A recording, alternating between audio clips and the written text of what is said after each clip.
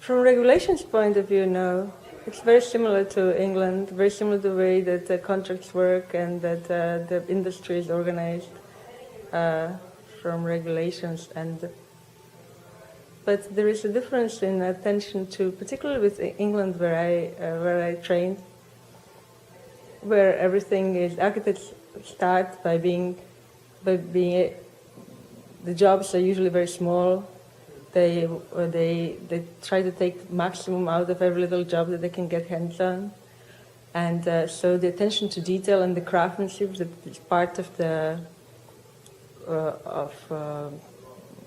English tradition, the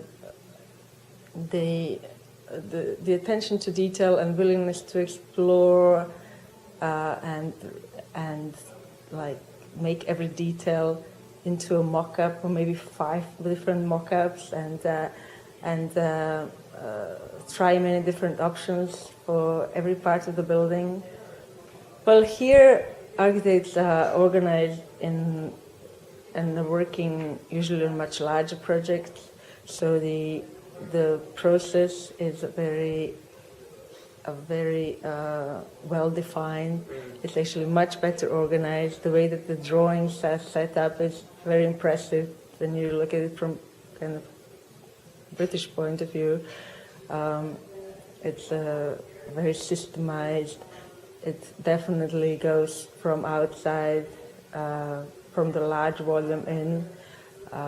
Very rarely there is attention to detail. Very rarely there is a willingness to spend lots of time on not only detail but kind of refining small parts. Maybe elevations there is a willingness to spend time on, but for the totality of the building there is rarely willingness to get just right on all levels. Architecture only a few years ago was the green architecture was associated with hippies and alternative and kind of not very comfortable building, or not very good-looking buildings, or not contemporary buildings, at least in this environment.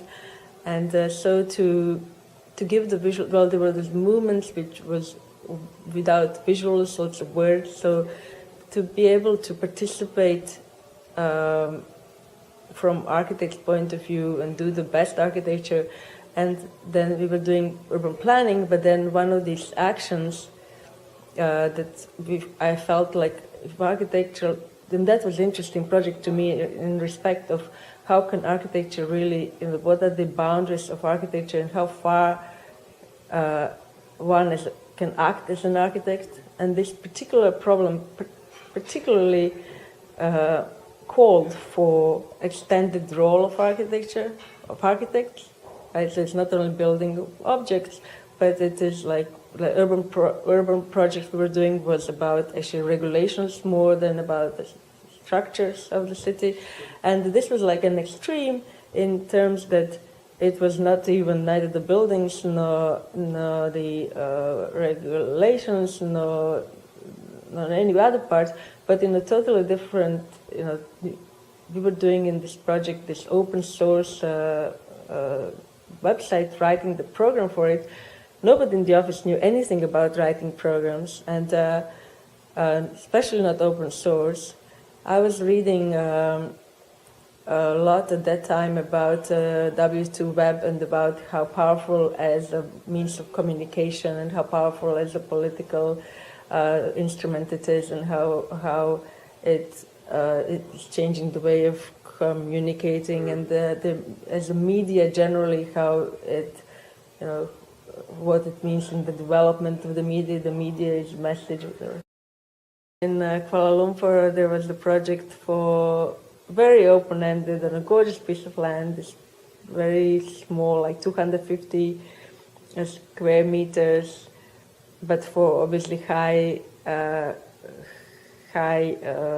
like social class, but small, brief, and with the idea of they were calling it searching zeros, so it was interesting. And then all research went into the what it requires for that climate, and the history of this, what the traditional forms and what is the lifestyle. It's very interesting, it's a project. But the final result has the form that is, I don't know, other forms that, I think it was success formally. So that project is successful even on paper, right? Well, the other ones are not successful on paper because without being built, they don't. I mean, they were successful to the degree that they were shown and published, etc. But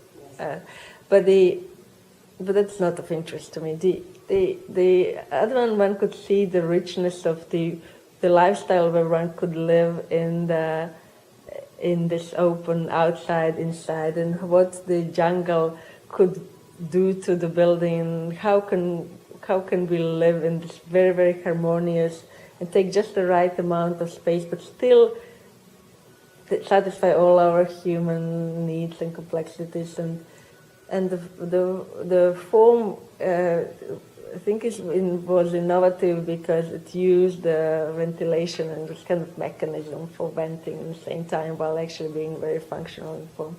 So that one is a project that formally it was kind of departure, or the form was actually used to achieve a certain things. I like the project for the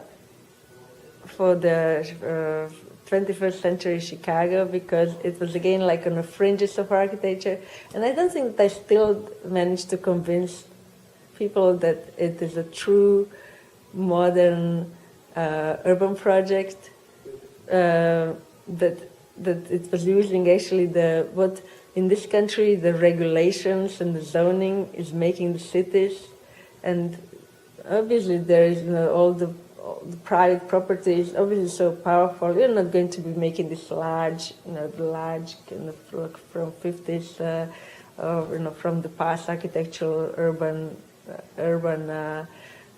gestures anymore. So you have to find a way how to do urban planning with the means that we have. Like everybody feels that they have a right to do this, but everybody respects zoning codes. Like somehow people accept that as the regulations, but they wouldn't accept, the appropriation of the property. It's out of the question, right?